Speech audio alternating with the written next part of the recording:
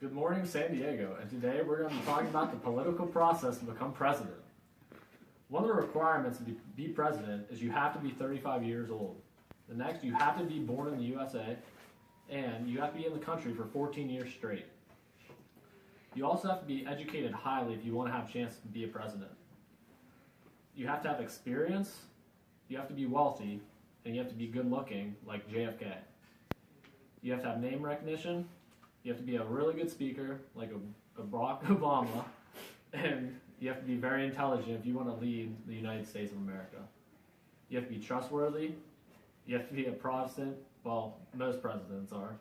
You have to be most are male. I mean, Hillary Clinton ran, but I mean, you saw how that went. So, most are married. Most of them have military service under their belt. That is good for a leader to have. Most are from large states, and not a criminal would be really good to be president. So, yeah. And now I'm going to turn it off to my friend Colby to talk more about the president. And today I will be talking about the salary and benefits of the POTUS, the President of the United States. He earns $400,000 annually, with $50,000 that is non-tax, and these are both set by the Congress. The POTUS also has many benefits. He is able to live in the White House. He has a retreat in the Maryland mountains known as Camp David. He is also allowed to ride Air Force One and Marine One, which is a helicopter. He has free health care, and he also has Secret Service protection. He has a lifelong pension, free office space, franking for life, free staff members. He gets a library, also known as a museum, and he also has a $100,000 travel account and a $19,000 entertainment account. The Vice President of the United States also gets very well treated throughout his terms. He gets paid $230,000 with a $20,000 expense account, which is non-taxed, and he also bounces the ticket when the President runs for office.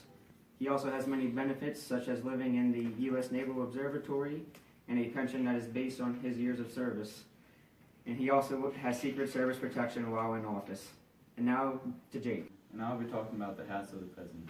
The hats of the president include the head of state, chief executive, commander-in-chief, chief diplomat, chief of the legislature, and the chief of the party. As the head of state, he is the symbol of the U.S. As the chief executive, he executes the laws of the U.S. As the commander-in-chief, he is the top general in the military. As the chief diplomat, he represents the U.S. home and abroad. As the chief legislature, he influences the laws. And as the chief of the party, he's the face of the party, and he represents and fundraisers for that party. Thanks, Jake, for not introducing me. There's been a lot of talk about the president, and I'm here to talk about the vice president. He oversees the Senate, and that's really the only job he has.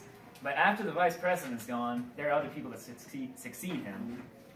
The Speaker of the House of Representatives, and then the Senate President pro tempore, and then the Secretary of State, then the Secretary of the Treasury, then the Secretary of Defense, then the Attorney General, then the Secretary of Interior, then the Secretary of Agriculture, then the Secretary of Commerce, the Secretary of Labor, then the Secretary of Health and Human Services, then the Secretary of Housing and Urban Development.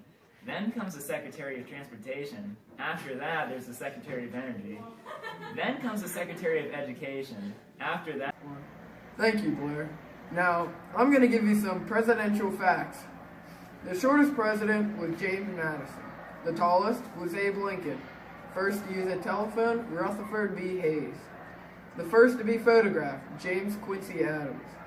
Vincent van Buren, English was his second language. First was Dutch. The most pets in the White House was Calvin Coolidge, and one of his pets was a hippo.